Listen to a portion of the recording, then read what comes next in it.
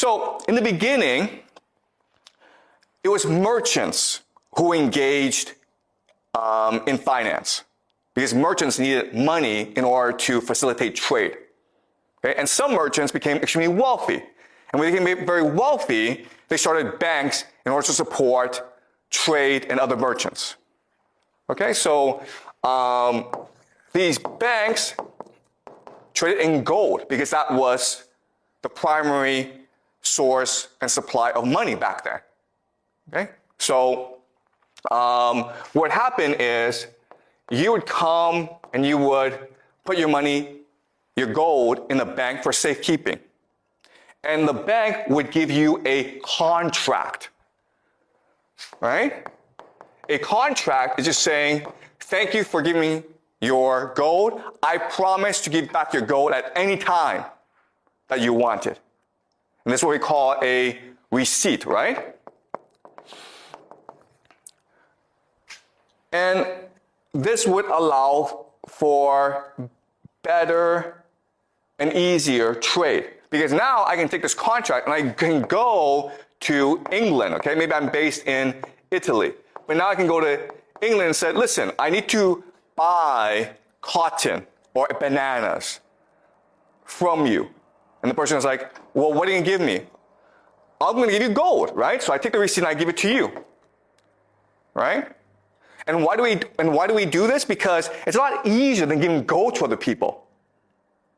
And so this system would facilitate trade throughout the world. Doesn't make sense. Now, I'm the bank. I have all this gold. And I want to make money with it. So I want to give it to other people. So other merchants would come to me and say, listen, I need gold. Can you lend me out gold? Right? But I say to him, yeah, but if I give you out the gold, you have a security issue. It's inconvenient for you. So why don't I give you a receipt, a contract instead? Does that make sense? Because all I need is a contract, all I need is a receipt in order to go and do trade elsewhere. Right? So by doing this, what I've done is I've doubled the gold in my bank, right? I've created money out of nothing. So the gold is still 5 million. That hasn't changed, but the receipt is now 5 million plus 5 million. So theoretically, I now have 10 million in the bank. All right? So that's how money and finance works. Now, there's a problem with this system. What's the problem with the system? What do you mean?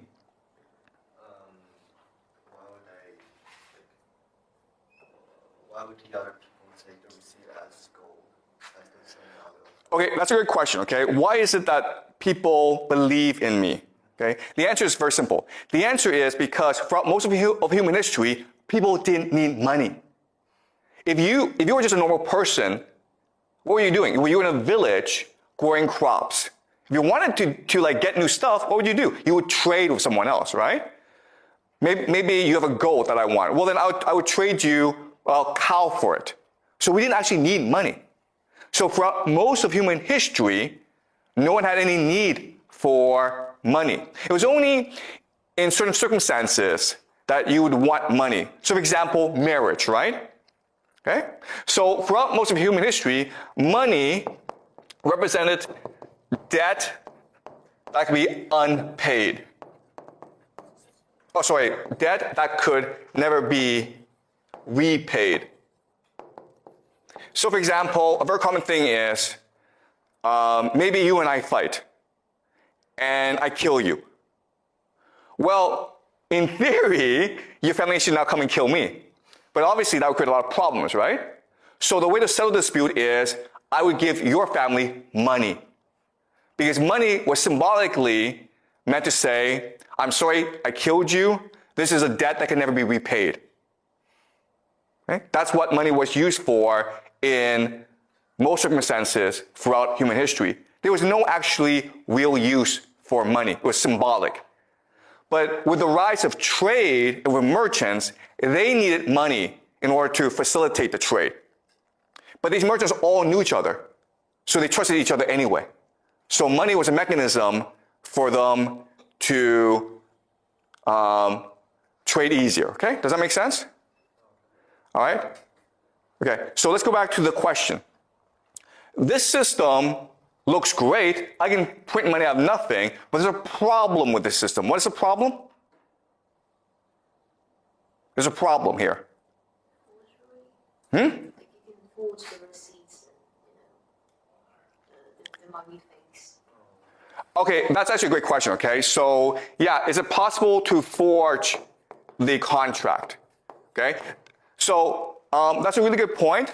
The problem is, so the answer is that they all knew each other anyway. Okay, because it's a very small circle. Again, we have not reached the modern period where it's a lot of people using money. If that's the case, then forgery becomes a problem. We'll discuss this in future classes, okay? Counterfeiting. But at this point in history, forgery is actually not a big issue. There's actually a bigger issue. And it's a huge issue. What's the issue? I have $5 million of gold, right? There's about $10 million of gold out there in receipts. What's the problem with that? The problem is that if everyone wants to go at the same time, I go bankrupt, right? Because I lose my reputation. The contract says that at any time you want the gold, I must give it to you. But if I have if there's $100 million in gold contracts, but I only have $10 million in gold, only if 15 million wants the gold back, then I'm screwed. This is what we call a bank run. Okay, a bank run. And this is a huge problem for merchants. Okay? There's also another problem with the system, and the problem is this. Who do I usually lend my money to? Do you guys know? If I'm a bank, if I'm a merchant, who do I usually lend my money to? Okay, guys, today we lend the money to entrepreneurs. But back then, there really weren't entrepreneurs. There were kings and noble people. And what did they do all the time? Why did they need money? To fight wars, okay? That's why there's a demand for gold. Because if I'm a king, I need to fight a war, usually against my brother or someone else to control this territory, right? Now, the problem with this is I could get killed, in which case, oops. But also, what's much more common is the king would be like, screw you, bank, I don't need to pay you back. Okay? So there's actually a lot of risks with this system. So over time, develop a system to mitigate or reduce this risk. Okay? What would they do? What they would do is they would create cartels. Cartels are just partnerships. So maybe this bank works with another bank, throughout Europe. And the way they establish these cartels is usually through intermarriage, right? They would marry each other, they would combine together. And that way, let's say 15 million of receipts wants back the gold, but there's only 10 million. Well, guess what? You just go to another bank. Okay? And let's just say a king decides, I'm not going to pay you back, bank. Well, your bank works with other banks to establish a new enemy to kill the king to get the money back. Do you understand? And this system is what we call today central banking.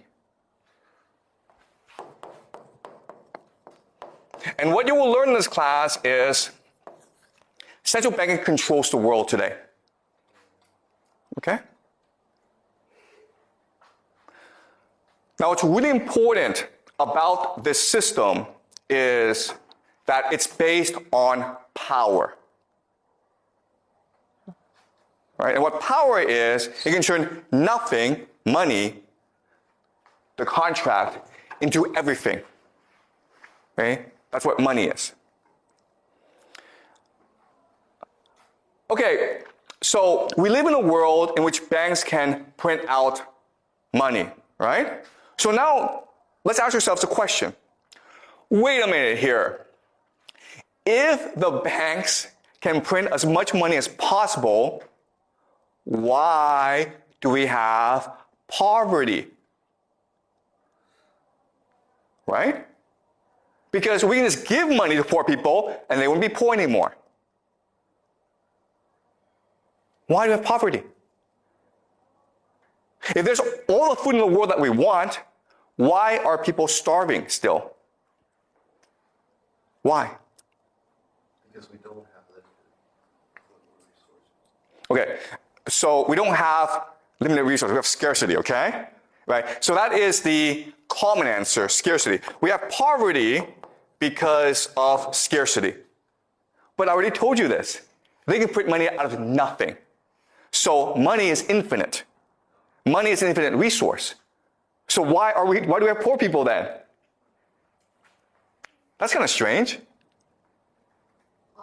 Like money, aren't money just, used for trade? They still have limited resources and, the actual need, the actual needs. Okay, so you see what's happening is this. You all believe money is scarce, okay?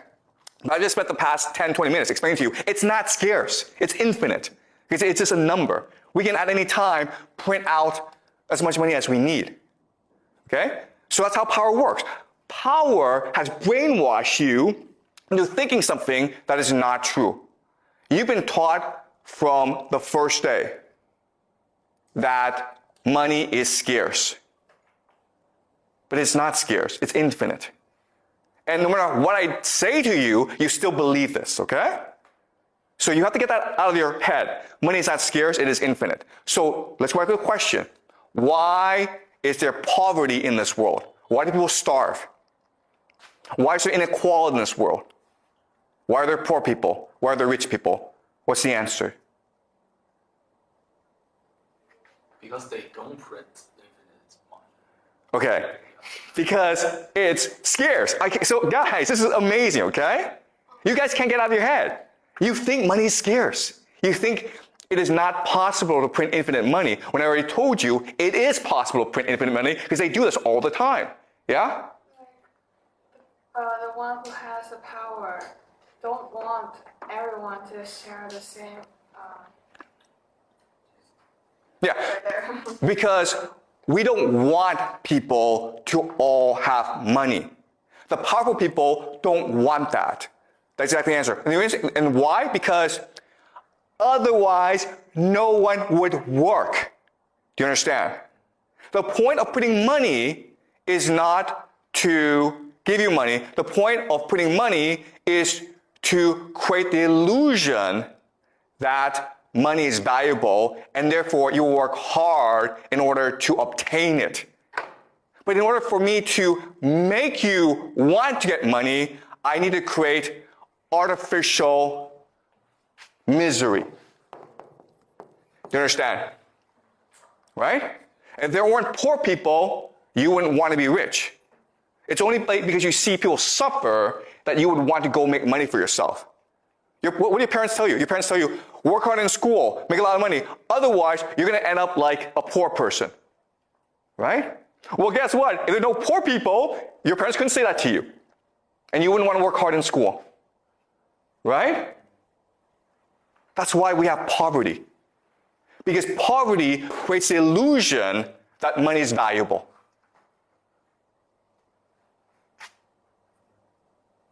In other words, poverty isn't what you do to yourself, it is what the powerful do to you. Now let me ask you another question. You guys have studied some economics. Why do you have like crises? Crises. For example, there's a stock market crash. Or for example, the economy goes down and people lose their jobs. Why do you have crises? Exactly. You're not taught this in economics class. That's kind of weird, right? The point of crises is to destroy money. Why do we need to destroy money? Because if there's too much money in the system, people don't have to work. So you have to destroy this money in order to make people feel money is scarce.